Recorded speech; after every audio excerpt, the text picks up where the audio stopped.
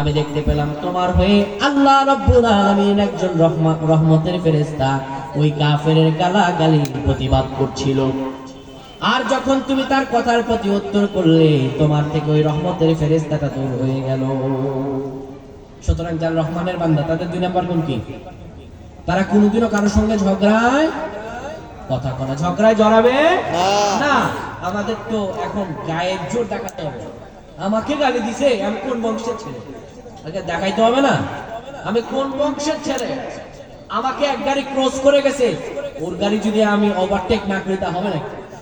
কিন্তু না, রহমানের বান্দা যারা হবে তারা এমন হবে, এক নম্বরে চলাফেরায় তাদের মধ্যে দম্ভ অহংকার থাকবে না। 2, তারা যখন জাহেলদের সঙ্গে কথা বলবে কোনোদিনও তাদের সঙ্গে তর্ক জড়াবে না। 3, রব্বুল আলামিন বলেন 3 নাম্বার গুণাবলী হলো ওয়াল্লাযীনা ইয়াবিতুনা লিরাব্বিহিম সুজদান ওয়া কিয়ামা।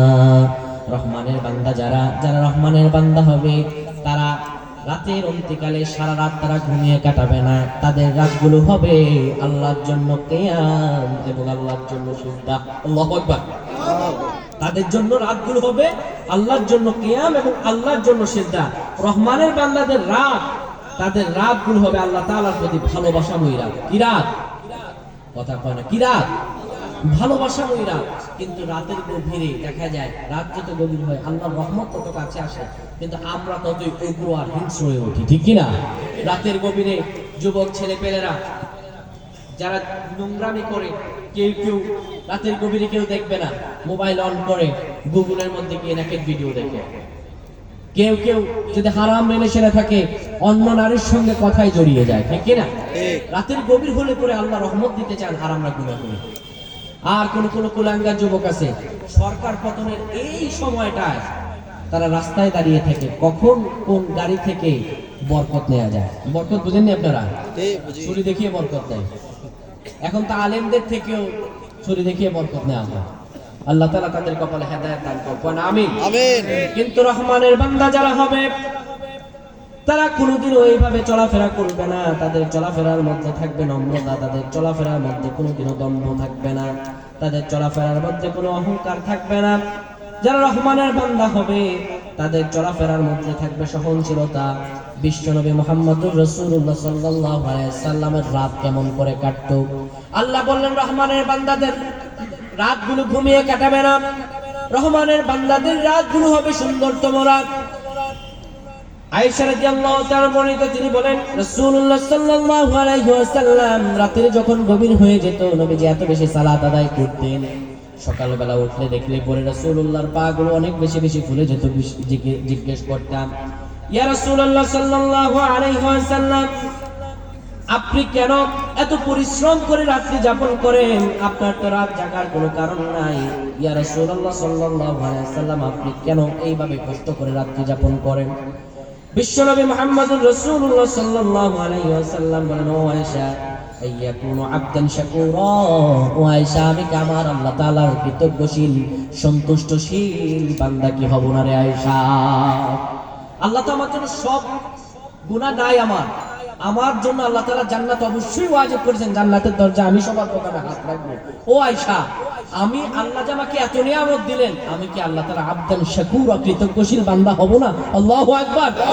আমার নবীজির কোনো গুনাহ নাই, তারপরেও যদি তিনি এইভাবে সালাত আদায় করতে পারেন, আপনারা আমাকে একদম নিষ্পাপ বান্দা আমরা।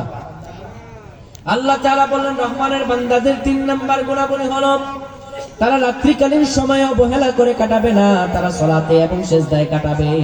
4 নাম্বার গুণাবলী হলো আল্লাহ রাব্বুল আলামিন বলেন, শোনো ওয়াল্লাযীনা ইয়াকুলুনা রাব্বানা ইসরিফ আন্না আযাবা জাহান্নাম ইন্না আযাবাহা কানা গরামা ইন্নাহা সাআত মুস্তাকাররান ওয়া মাকামা। আল্লাহু আকবার। আল্লাহ তাআলা বলেন তাদের 4 নাম্বার গুণাবলী, শর্ট করে দিচ্ছি।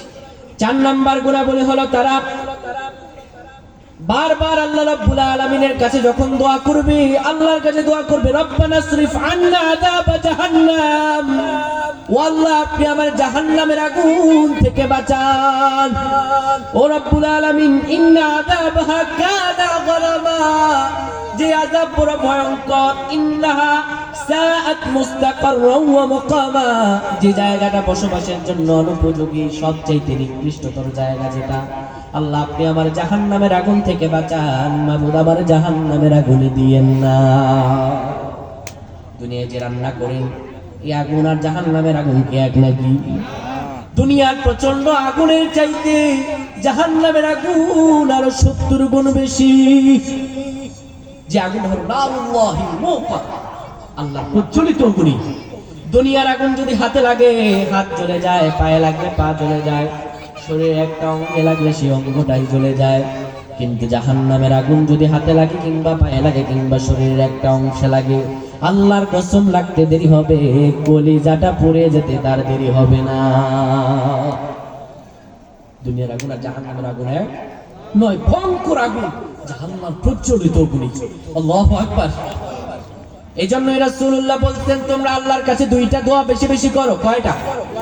আল্লাহুম্মা ইন্নী আসআলুকাল জান্নাত ওয়া আউযু বিকা মিনান নার। রমজান মাস আসলে পরে আমরা এই দোয়া বেশি বেশি করি, আল্লাহ আপনি আমার জান্নাত দেন আর জাহান্নামের আগুন থেকে বাঁচান। এবং রাসূল সাল্লাল্লাহু আলাইহি ওয়াসাল্লাম চারটা জিনিস না আছে সালাম ফিরা বলা। কয়টা? কথা কোন? চারটা। এক নম্বরে আল্লাহুম্মা ইন্নী আউযু বিকা মিন আযাবি জাহান্নাম ওয়া আউযু বিকা মিন আযাবিল কবর ওয়া আউযু বিকা মিন আযাবিন মিন ফিতনাতি মাসীহিদ দাজ্জাল ওয়া আউযু বিকা মিন ফিতনাতিল মাহইয়া ওয়াল মামাত। চারটা জিনিস না আছে সালাম ফিরা বানা। এক নম্বরে তুমি দোয়া করো আল্লাহুম্মা ইন্নী আউযু বিকা মিন আযাবি জাহান্নাম, ও আল্লাহ আপনি আমার জাহান্নামের আযাব থেকে বাঁচান। ওয়া আউযু বিকা মিন আযাবিল কবর, ও আল্লাহ আপনি আমার কবরের আযাব থেকে বাঁচান। এই কবরটাই হচ্ছে প্রথম ঘাঁটি। এই কবরে যে মুক্তি পাবে সে সব জায়গা থেকে মুক্তি পাবে, আর এই কবরে যে আটকে যাবে ওটা সব জায়গায় আটকে যাবে। শুধু তাই না, ওয়া আউযু বিকা মিন ফিতনাতি মাসীহিদ দাজ্জাল, ও আল্লাহ আপনি আমার দাজ্জালের ফিতনা থেকে বাঁচান। সাধারণত ভোটের আগে 500-1000 টাকায় যাদের ঈমান বিক্রি হয়ে যায়, ডান দিক থেকে বাম দিকে যাদের হাত যায়, আমি তো তাদের নিয়ে আশঙ্কায় থাকি, নিজেকে নিয়েই নিজেকে আশঙ্কায় থাকি। না জানি পরে 500-1000 টাকায় যাদের ঈমান বিক্রি হয়ে যায়, দাজ্জাল আসলে পরে যদি 5000 কোটি টাকা দিয়ে দেয়, তাদের ঈমান না বিক্রি হয়ে যায়, তাদের ঈমান না বিক্রি হয়ে যায়। আল্লাহ রাব্বুল আলামিন দাজ্জালকে এত ক্ষমতা দিবেন, দাজ্জালের ফিতনায় মানুষ এমন ভাবে পড়ে যাবে, সেদিকে আলোচনা নয়। বিশ্বনবী বলেন দাজ্জালের ফিতনা থেকে আল্লাহর কাছে আশ্রয় চাও। ওয়া আউযু বিকা মিন ফিতনাতি মাসীহিদ দাজ্জাল। 4 নম্বরে দোয়া করো আউযু বিকা মিন ফিতনাতিল মাহইয়া ওয়াল মামাত, আল্লাহ আপনি আমার জীবন মরণের সন্ধিখানে সকল ফিতনা থেকে বাঁচান। এই চারটা দোয়া না আছে রাসূল সাল্লাল্লাহু আলাইহি ওয়াসাল্লাম তুমি সালাম ফিরা বানা, সালাম ফিরা বানা চেষ্টা করবেন। এই চারটা জিনিস শিখানো, শিখাইতে গেলে কিছু সময় লাগে, আমি শর্ট করে করে জাস্ট অপশনগুলো বলে দিচ্ছি আপনাদেরকে। এটি হলো রহমানের বান্দাদের 5 নাম্বার গুণ। এবার আল্লাহ তাআলা 6 নাম্বার গুণগুলো বলেন, শোনো। রহমানের বান্দাদের 6 নাম্বার গুণ হলো ওয়াল্লাযীনা ইযা আনফাকু লাম ইউসরিফু ওয়া লাম ইয়াকতুরু ওয়া কানা বাইনা যালিকা কাওয়ামা। রহমানের বান্দা যারা হবে তারা কোনোদিনও তারা দান করার ক্ষেত্রে একদম দান করে শেষ হয়ে যাবে না, আবার তারা কৃপণতাও কোনোদিনও করবে না, একটা মিড রেঞ্জে থেকে তারা দান ও সদকা করবে। দেখা যায় অনেক মানুষ এতটাই দিলদরিয়া হয়ে যায়, মেয়ের খোঁজ নিতে চায় না, স্ত্রী খোঁজ নিতে চায় না। এগুলো দেখা যায় আমাদের তাবলিগ ভাইদের মাঝে এই বিষয়টা খুব পরিলক্ষিত দেখা যায়। ওনারা তাবলিগ করতে করতে চলে যান একদম, মানে প্রতি মাসে তার 10 দিনের জন্য জামাতে না গেলে তার মানে দিন চলবে না। সে মনে করে এটাতে ইসলামের পরিপূর্ণতা আপনার সালাতের পর আপনার পরিবারকে সময় দেয়া, আপনার পরিবারকে সময় দেয়, এটি হচ্ছে আপনার উপর ফরজ। আপনার উপর তাবলীগকে ফরজ করে দেওয়া হয়নি। আমাদের দেশে তাবলীগের তথাকথিত নিয়ম, এটা আসলে তাবলীগ এটা হচ্ছে তালিম, কারণ আমরা মুসলমানদের কাছে গিয়ে মুসলমানদের দাওয়াত দিই, ইহুদি আর খ্রিস্টানদের কাছে তো গিয়ে দিই, ঠিক কি না? আগে পরিবারকে সময় দিবেন, এরপরে বাকি সব। কিন্তু দেখা যায় তারা এখানে সময় দিতে চায় না। আবার দেখা যায় তারা আল্লাহ রাস্তায় দান করতে করতে সব দান করে ফেলে, এদিকে বছরের পরে বছর যায়, স্ত্রীর জামা কাপড় গুলো রঙিন থেকে হলদে রঙের হয়ে চলে যায়, স্ত্রী নতুন জামা কাপড় কিনে দেয় না, সব টাকা পয়সা ওইখানে বিভিন্ন জায়গায় দিয়ে দেয়। এটা না, আবার অনেকে দেখা যায় বিশাল বড় সম্পত্তি, মেয়ের বিয়ের সময় লাখ লাখ টাকা খরচ করে, একদম হচ্ছে সাউন্ড দিয়ে আওয়াজ দিয়ে বিয়ের আগের দিন গায়ে হলুদ করে। আপনাদের চট্টগ্রাম শহরে করে পতেঙ্গা আছে এটা? গায়ে হলুদ স্পষ্ট হারাম। গায়ে হলুদ কি স্পষ্ট হারাম। গায়ে হলুদ মুসলমানদের কখনো সংস্কৃত, মুসলমানদের সংস্কৃতিতে গায়ে হলুদের কোনো অস্তিত্বই নাই। গায়ে হলুদ মূলত এসেছে হিন্দুদের একটা সংস্কৃতি থেকে। কি থেকে? হিন্দুদের একটা সংস্কৃতি থেকে। মুসলমানদের গায়ে হলুদ বলতে কোনো অনুষ্ঠান নাই। গায়ে হলুদ যা স্পষ্ট হারাম।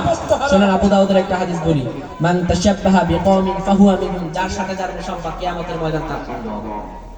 গায়ে হলুদের আগে লাখ লাখ টাকা খরচ করে, আরে আমার মেয়ের বিয়ে দিব, গোটা এলাকার মানুষ না জানলে হবে নাকি?